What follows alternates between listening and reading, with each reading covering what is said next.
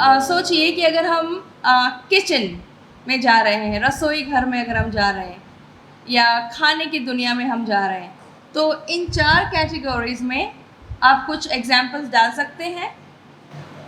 जैसे फॉर्मल आपने जो कहा ना, जी, तो फॉर्मल तो होता है जब किसी कार्यालय में या ऑफिस में जो भाषा या शब्दावली प्रयोग होती है, जी, उसको बोलते हैं। जैसे न्यायालय में बहुत सारी शब्दावली है, जैसे मुवक्किल बोलते हैं, जी, क्लाइंट को बोलते हैं मुवक्किल, जी, अभियुक्त यानी दोषी। जी, इस तरह से वो फॉर्मल होता है। जी, फॉर्मल जो होता है वो आमतौर पर जो सामान्य लोग अपनी भाषा में कौन सा यूज करते हैं, जी, वो इन्फॉर्मल होता है।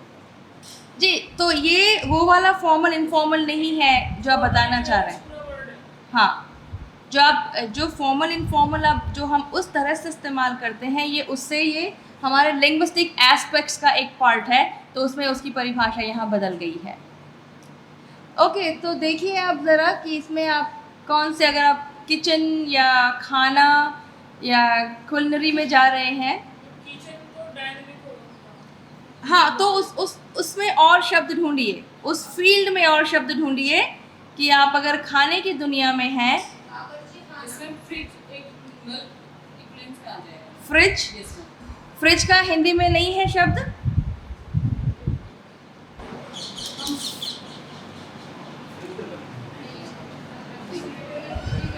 सारे मसाले में डायरेक्ट है, उनका एक वर्जन है इंग्लिश में, जैसे धनिया का कोरिएंडर है, लौंग का क्लोव है, धनिया का कोरिएंडर है, और भी कुछ है धनिया का, सिलांट्रो है ना?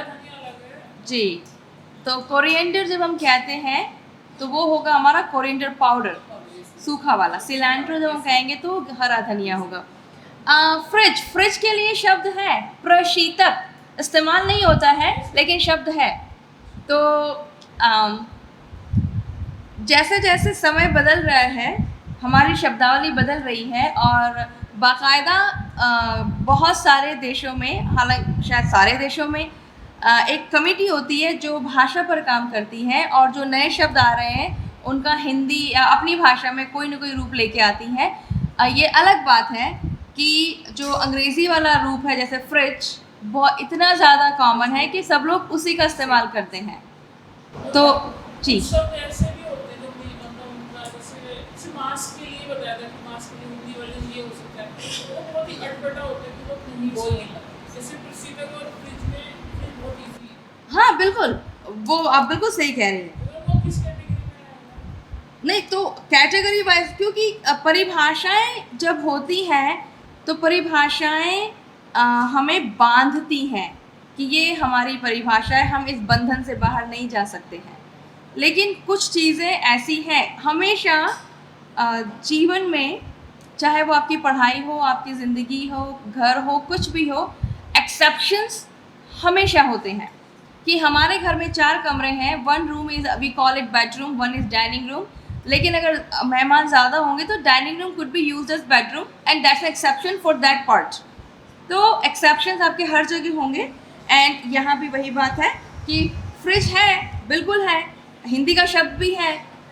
तो जब आप अनुवाद कर रहे हैं तो बहुत अच्छी तरह से ये तय कर लें, सुनिश्चित कर लें कि इसका शब्द नहीं है, और अगर है तो हमें कौन सा इस्तेमाल करना है। ठीक है, तो अगर हम जाते हैं, let's go back to kitchen domain, या जो हमारा कुलिनरी डोमेन है, कि कौन से ऐसे शब्द आते हैं आपके दिमाग में जो डायनामिक है।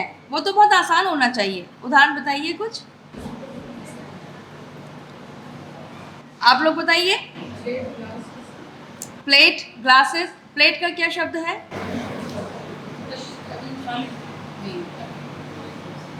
थाली, तश्तरी। ठीक है, ओके, तो ये तो हमारा हो गया ना कि फैकल्टेटिव की एक से ज़्यादा है, फिर है ना?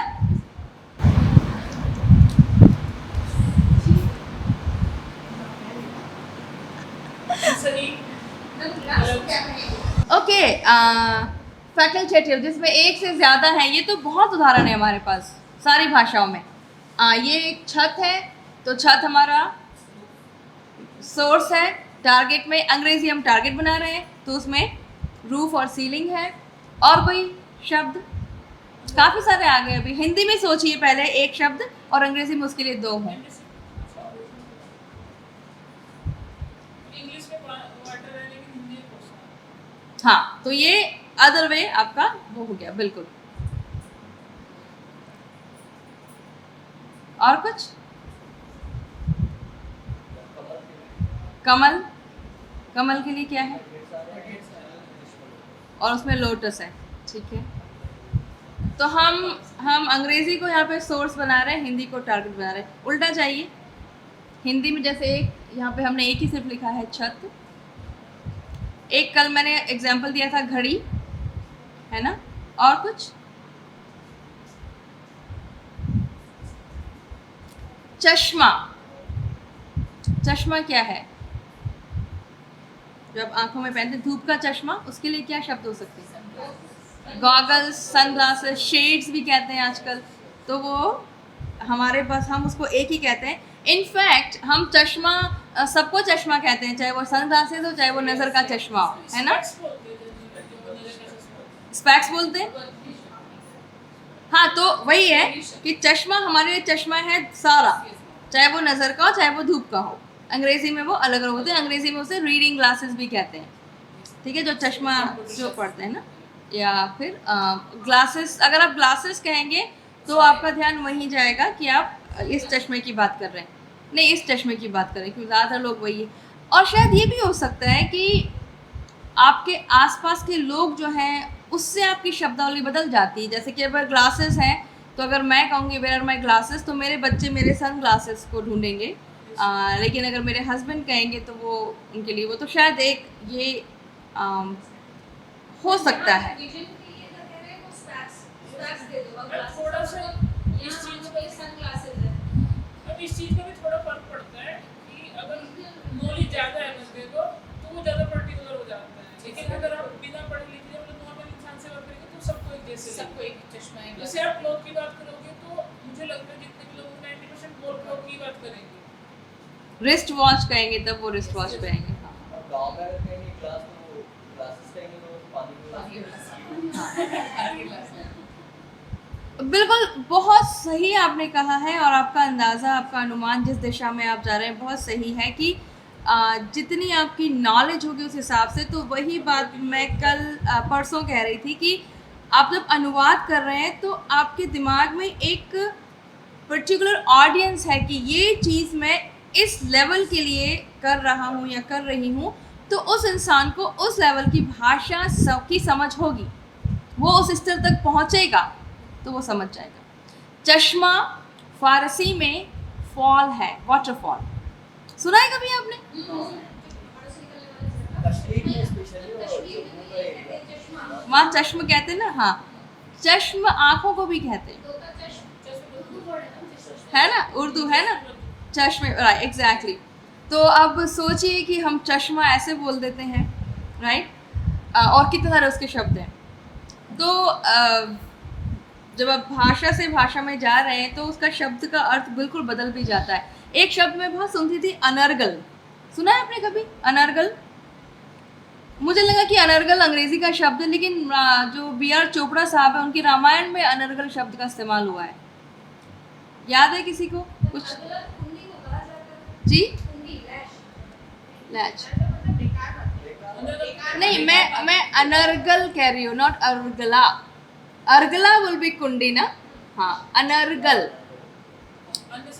अननेसेसरी, बेकार की बात है जिसका कोई बेस नहीं है, बिल्कुल। तो मुझे बताइए और शब्द आपके दिमाग में क्या आता है कि ऐसा कोई शब्द जो हिंदी में या भोजपुरी में, अवधी में, संस्कृत में सिर्फ एक है और अंग्रेज़ी में 2 है, या हिंदी में कोई एक है, भोजपुरी में 2 हैं। थोड़ा सा मशक्क़त कीजिए मस्तिष्क की।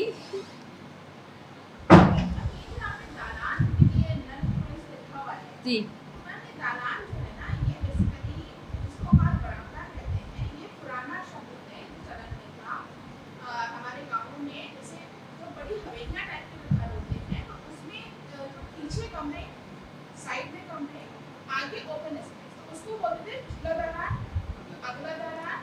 फिर उसके आगे चबूतरा है और फिर उसके आगे आंगन है।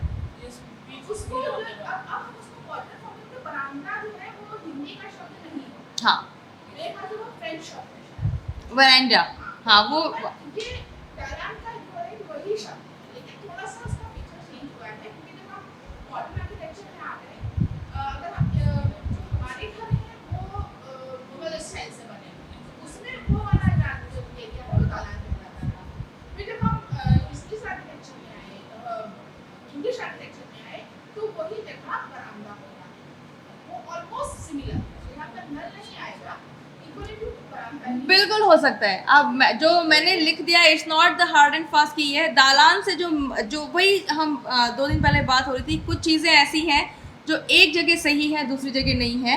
तो दालान से जो तस्वीर मेरे दिमाग में आती है वो ये है कि बिल्कुल खुला एरिया है जिसमें खुला एरिया नहीं होगा। जैसे मैं आपको बता रही हूँ, जैसे जो हमारा घर बना हुआ था उसको वही बोलते चले आए हैं हमेशा, तो पुराना हवेली टाइप का घर बना हुआ है। तो उसमें पीछे के बिल्कुल घर के अंदर आप एंटर किए, आंगन आया, आंगन से आप 3 सीढ़ी चढ़े, तब एक चबूतरा आया, फिर उसके बाद एक सामने से ओपन है, उसमें आर्क शेप के दरवाजे हैं 5, वो पूरा ओपन एरिया, मतलब छत बनी हुई है लेकिन सामने से ओपन है। फिर उसके पीछे जो है वो आपकी अच्छा वो कवर्ड है, छत है उस पर। छत है उस पर, हाँ। आर्क शेप के दरवाजे बने हुए हैं, बड़े-बड़े। हाँ, हाँ। बहुत बड़े-बड़े दरवाजे, मतलब 5 दरवाजों का ओके, उसको दालान बोलते थे। तो वो अगला दालान और जो पीछे कमरे हैं वो पिछला दालान और उसके साइड से भी कमरे हैं। हाँ और उन दलान में छज्जा भी होता है। मुझे भी लगा कि छज्जा भी होता है आगे, बिल्कुल। मुझे लगा कि नहीं होता है, बट अब उनको पता है तो हम उनकी बात मान लेते हैं। मैं उसको दरा जितने भी उसके दर होंगे, एंट्रेंस जितने भी होंगे, उसके नाम से मैं दालान को कॉल करते हैं। जैसे 3 है तो 3 दरी, हाँ, 5 है तो 5 दरी, हाँ, दालान। Very nice. तो well you have it now. आपको समझ में आ गया कि दालान क्या है, तो हम खपरैल कर देते हैं, ठीक है। नल के लिए हम खपरैल कर देते हैं। खपरैल को कैसे कहेंगे? छप्पर, हाँ, अंग्रेजी में क्या कहेंगे? मैं अप्रैल को बताया वो उस तरीके की बनी हुई बिल्कुल, exotic है, बिल्कुल, हाँ हाँ। तो अंग्रेजी में क्या कहेंगे उसे? शिंगल्स कहते हैं कुछ लोग, कि वो शिंगल्स बने हुए हैं ऊपर, जो स्लोपी रूफ होती है with some mud, हाँ शिंगल्स ही कहते हैं उन्हें अंग्रेजी में, जो मिट्टी से बना होता है वो, है ना। इंडियन आर्किटेक्चर का पार्ट नहीं है ये, British हाँ architecture का ही बिल्कुल part है। बिल्कुल। हमारे राजस्थान में केलू कहते हैं उसे, जो मिट्टी का जो बना होता है वो टेढ़ा मेढ़ा। अब उसकी शेप्स कुछ अलग हो गई हैं, कुछ राउंड पाइप जैसा हो गया है, कुछ वैसा हो गया, उसको शिंगल्स कहते हैं। छज्जा जिसे हम कहते हैं, खपरैल जिसे हम कहते हैं, छप्पर जिसे हम कहते हैं, अंग्रेजी में पहली अगर आपको कुछ करना है अनुवाद, पहला शब्द क्या आएगा आपके पास? रूफ।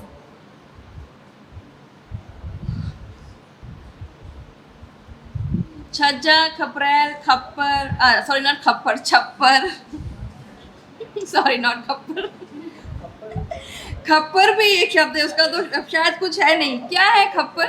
मटका कंप्लीट है, हाँ, अगर वो टूट गया उसका जो पार्ट होता है उसको खप्पर। और उसमें कपालिक जो साधु होते हैं वो जो लेकर के ऐसा घूमते हैं उसको भी खप्पर बोलते हैं। तो वो टूटा फूटा नहीं है फिर। मतलब आधा जो बेस होगा उसका, आधा सिर्फ इतना हिस्सा बचे, क्योंकि कुछ टिक सके, कोई भी लिक्विड अगर अपनी तो रुक जाए उसका। तो जो आप कह रहे हैं कि जो साधु लेके घूमते हैं वो टूटा फूटा नहीं होगा फिर? तांत्रिक साधु। हाँ वही हाँ। वो मैम ब्लैक कलर का ऐसा रहता है, लंबा सा, उसको खप्पर। वो टूटा हुआ होता है। नहीं टूटा शेप में हाँ, तो बहुत सी चीज़ें हैं जो अपने अपने एरियाज़ में उनकी एक परिभाषा बनी है और बाहर जाके वो बदल जाती है। और कई बार ये भी है कि हम एक परिभाषा में बंधे हैं। जब हम लोगों से बात करते हैं, सीखते हैं, सुनते हैं, समझते हैं कि उसका ओरिजिन कहाँ से है, तो हमें ज़्यादा उसकी रियलिटी का आभास होता है और हम उसको फिर इस्तेमाल करना शुरू करते हैं। जैसे चश्मा, जब तक मैं आकाशवाणी में मैंने काम करना शुरू नहीं किया, मुझे नहीं पता था चश्मा ऑल्सो मीन्स वाटरफॉल, है ना, लेकिन अब मुझे पता है। बंद एक शब्द है हिंदी का, उर्दू का, हम बहुत इस्तेमाल करते हैं। ये सोर्स में अगर हमारा बंद है, टारगेट अगर हम अंग्रेजी लेते हैं तो कितने शब्द आ सकते हैं? Could that be facultative?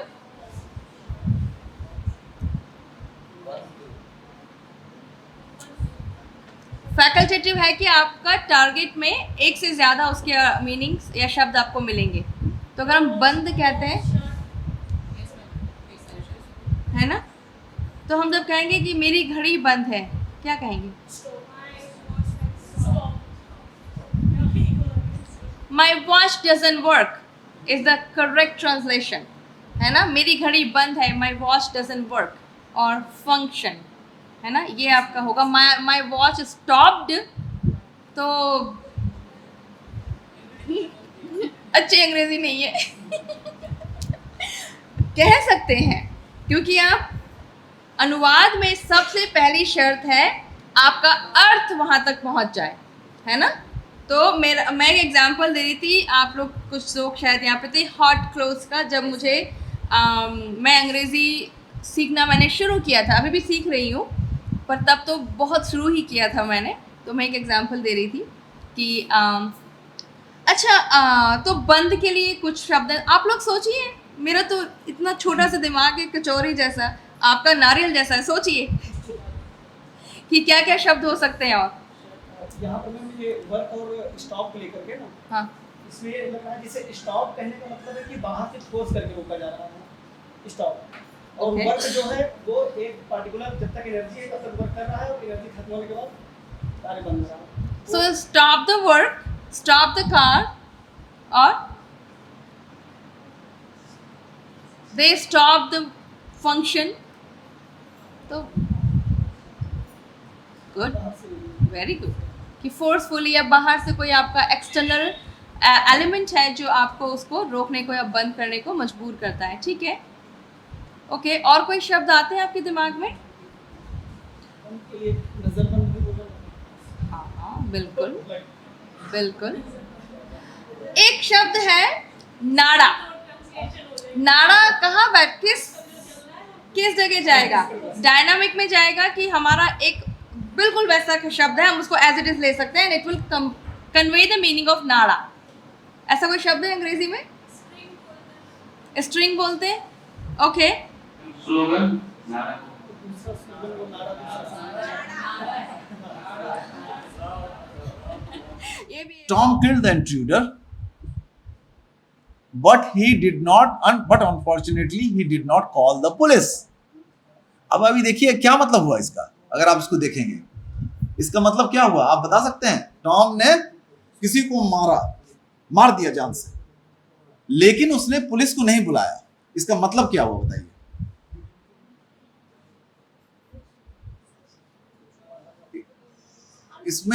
इसमें हो क्या रहा है कि पुलिस को बुलाना चाहिए था, यही तो हो रहा है। और इसीलिए कौन सा वर्ड इंपॉर्टेंट है? But and unfortunately. लेकिन पूरा सेंटेंस कोहेरेंट सेंटेंस है, लेकिन ये इंप्लाइड मीनिंग रेफर कर रहा है, ये रेफर कर रहा है इंप्लाइड मीनिंग, ये मीनिंग आउटसाइड जा रहा है, ये meaning is outside the text, you are inferring the interpretation outside the text. Unfortunate जोड़ा है, इसलिए ये है कि बुलाना चाहिए था। बट भी तो जुड़ रहा है, बट तो बट के साथ उसकी इच्छा भी जुड़ी हो सकती थी। नहीं, आप देखिए इच्छा की बात यहाँ पर हो रही है नहीं हो रही, आप देखिए पहले तो टॉम ने उसको मार दिया जान से, समझ गए? Killed the intruder. इंट्रूडर मतलब क्या उसको हिंदी में बोलते? जो आदमी आके घुसपैठी, टॉम ने उसको आके मार दिया। But unfortunately he did not call the police. आप ये बताइए सेंटेंस दोनों सेंटेंस जो है दूसरे से नहीं था, दोनों सेंटेंस के दूसरे से नहीं था, इससे मारा पुलिस को बुलाया। देखिए आप इस पॉइंट को नोट कीजिए, ये पॉइंट को नोट कीजिए, राइट? क्यों मारा तो क्यों बुलाएगा पुलिस को? और एक वर्ड और है उसमें, अनफॉर्चुनेटली। ये अनफॉर्चुनेटली क्यों आ रहा है?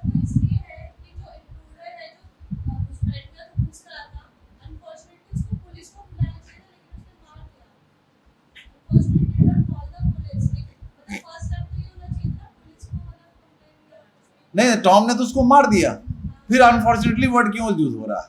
हम दो वर्ड पर हम लोग फिक्स कर रहे हैं, पहले तो बट और दूसरा है अनफॉर्चुनेटली। अब ये जो बट अनफॉर्चुनेटली है, ये मीनिंग कहाँ से आ रही है? ये अगर आप देखिए मीनिंग, राइट, तो अब आप इसको सेंटेंस को हम ऐसे इसको रिवर्स करते हैं, Tom killed the intruder, he did not call the police. और ये सेंटेंस देखिए, नेक्स्ट सेंटेंस देखिए, टॉम किल्ड द इंट्रूडर, ये सेंटेंस एग्जांपल में नहीं है यहाँ पर, ये तो हमने रॉटलेज बुक जो है अप्लाइड लिंग्विस्टिक्स के जेम्स सैमसन से, उससे एग्जांपल दिया है, right, I have quoted Samson, it is Samson's example. So what I am trying to tell you is that कि अगर ये सेंटेंस है हमारे पास, जॉन किल्ड द इंट्रूडर, और सपोज कीजिए he killed the intruder and he did not call the police, लेकिन उसके जगह पर एक अल्टरनेटिव और आप देख लीजिए, मैंने कहा था शुरू में आपको कि language operates by choices, right. अभी देखिए दूसरा चॉइस आपके सामने क्रिएट हो गया कि John killed the intruder and but unfortunately he did not call the police.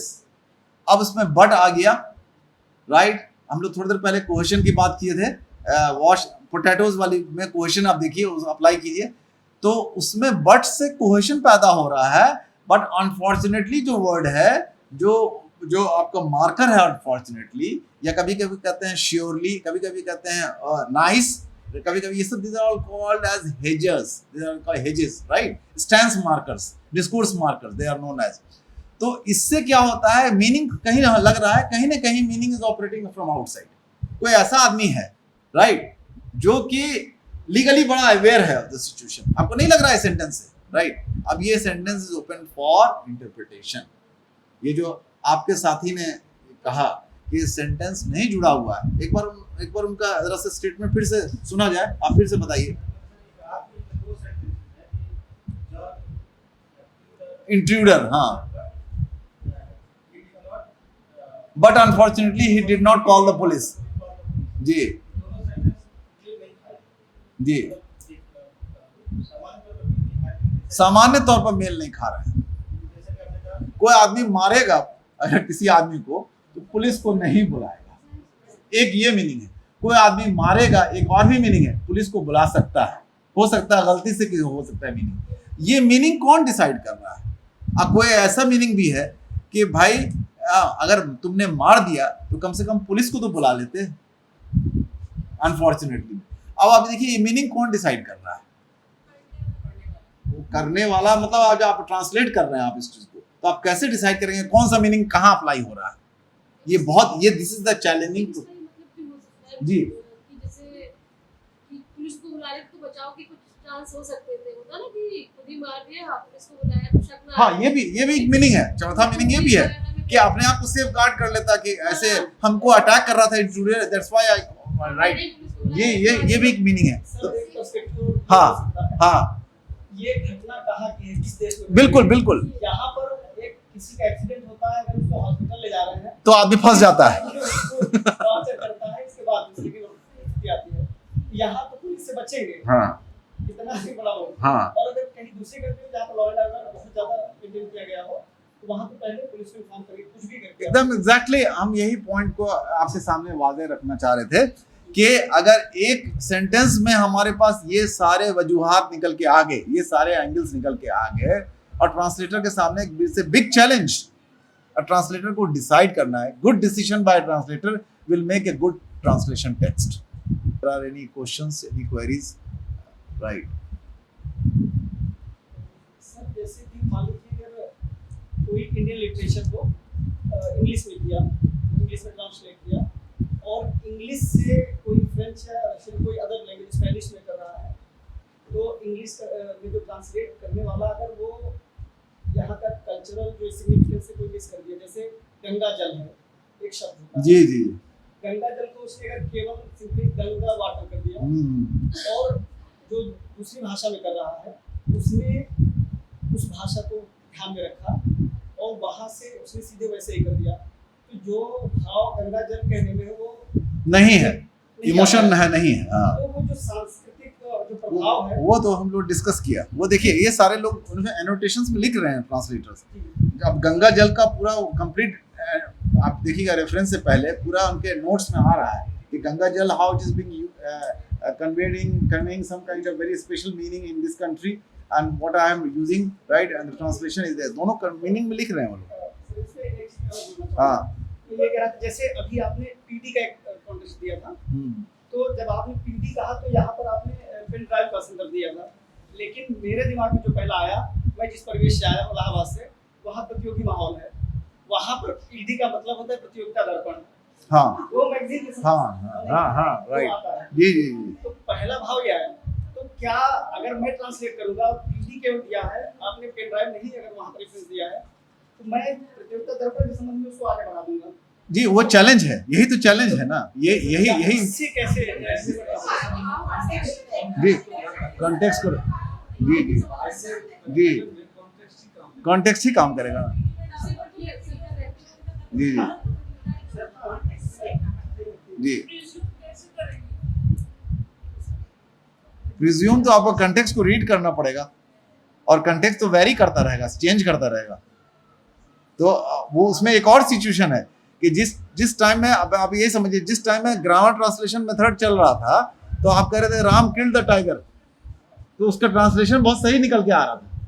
और आज जो है वही टाइगर जो है, अगर आप कह दीजिएगा राम किल द टाइगर, आपको बताना पड़ेगा कि कौन सा राम कहाँ पर टाइगर कहाँ पर किल किया, किस सिचुएशन में। तो प्रिजम्पशंस तो ये होता है, वो ये होता है जैसे स्पीकर का इंटेंशन, लोक्यूशन और इंटेंडेड इफेक्ट, स्पीकर का जो इफेक्ट पड़ रहा है आपके ऊपर, आपसे एक्शन परलिक्यूशन, राइट। तो ये दोनों चीज का बाहरी कॉम्बिनेशन ही प्रिजम्पशंस ले जाता है। जैसे कोई राइटर है, उसकी अलग आइडियोलॉजी है, ट्रांसलेटर की एकदम अलग आइडियोलॉजी है, वो तो इक्विवेलेंस, इसीलिए तो इक्विवेलेंस है, ये तो चैलेंज इसीलिए है, आपको समझना पड़ेगा मेरा एक सवाल है जी। कोई भी अनुवादक होता है तो उसकी अलग संस्कृति होती है, उसकी अलग विचारधारा होती है।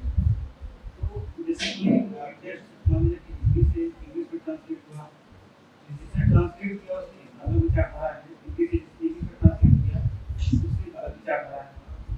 इंग्लिश से मान लीजिए वही टेक्स्ट फ्रेंच में या किसी और लैंग्वेज में हुआ, तो उस इंग्लिश से ट्रांसलेट करने वाला है, उसकी अलग संस्कृति है। फ्रेंच वाला भाषावादी के पास जो टेक्स्ट पहुंचता है, तो किस रूप में पहुंचता है? क्या उसकी मौलिकता, मतलब की मौलिकता जो बाकी रहेगी है, इसी के लिए तो पूरा आपका पूरा ज्ञान का पूरा वर्कशॉप है। मतलब उसका जो भाव है ट्रांसलेशन का, ये एक कल्चर से दूसरे कल्चर में जाने तक वो इंटैक्ट रह सके, और लोग इंटैक्ट करने की कोशिश कर रहे हैं। चैलेंजिंग पोजीशन जो है यही है ना, सबसे पहले इंपॉर्टेंट तो पॉइंट है। अगर हम ट्रांसलेट करते करते हम लूज कर जाएं उसके कल्चरल सिग्निफिकेंस को, तो मेरा ट्रांसलेशन पर इतना एफर्ट किया हुआ सब बेकार हो जाएगा। तब से सब यही समझा रहे हैं कि यही बड़ी चुनौती है। और चुनौती क्यों है? चुनौती इसलिए है कि जब हम ट्रांसलेशन करते हैं नौकरी के लिए या कुछ अर्निंग करने के लिए, कहीं से ट्रांसलेशन मिल जाए तो हमारी दिक्कत हो जाएगी। लेकिन जब ट्रांसलेशन एक पेशा के तहत, ट्रांसलेशन एक जुनून के तहत किया जाता है, तो जो उस कल्चर को केवल ट्रांसलेशन करना नहीं होता, बल्कि जिस भाषा से हम ट्रांसलेशन कर रहे हैं उसके सांस्कृतिक अर्थछटाओं को समझना, वहाँ की उस कल्चर की विविधता को जानना भी जरूरी होता है। उसके बाद अगर आप अनुवाद करेंगे इस तरह से अंतर नहीं होगा। मैं कहीं देख रहा था कि मान लीजिए कोई जर्मन किताब, जर्मन का अंग्रेजी में अनुवाद हुआ, अंग्रेजी से फिर उसका हिंदी में अनुवाद हुआ, हिंदी से उसका फिर मैथिली में अनुवाद हुआ, और मैथिली में उसके बाद फिर जर्मन में अनुवाद हुआ, और दोनों टेक्स्ट को मिला दीजिए तो वो दोनों मतलब बात कहते कहते बदल सी गई। कोई शेर है जी जी जी, बात जो है वो दोनों किताब एक जगह रख के बदल जाती जी, वो चीज़ नहीं रह पाती। तो जब ट्रांसलेशन हम पढ़ते हैं तो ये मान के चलते हैं कि बिल्कुल वो चीज़ें नहीं आई। और ये जो पूरा वर्कशॉप आज 5 दिन से हो रहा है वो उन्हीं चीज़ों को जानने और समझने के लिए हो रहा है। क्योंकि अब अंतिम दिन फिर वही सवाल हो कि सांस्कृतिक रूप से क्या अंतर है, तो फिर ये मतलब बहुत पिकुलियर बात कर रहे हैं। तो वो सांस्कृतिक अंतर पड़ेगा। मान लीजिए कि जैसे विश्व प्रतिज्ञा, अब किसी ने लिखा कि विश्व प्रतिज्ञा, अब फ्रेंच वाला जो है सो विश्व प्रतिज्ञा के अंदर में जो निहित अर्थ है, गंगाधर की बात नवीन जी कह रहे थे, उसको समझे बगैर आप उस मुहावरों को, लोकोक्तियों को कहीं से अनुवाद करने से पहले उन चीज़ों को जानना जरूरी है। लेकिन आजकल क्या समय कम है, किताब मिली नहीं कि अनुवाद करने लगे। हाँ, सर का भी जानना चाहता था। हाँ, क्या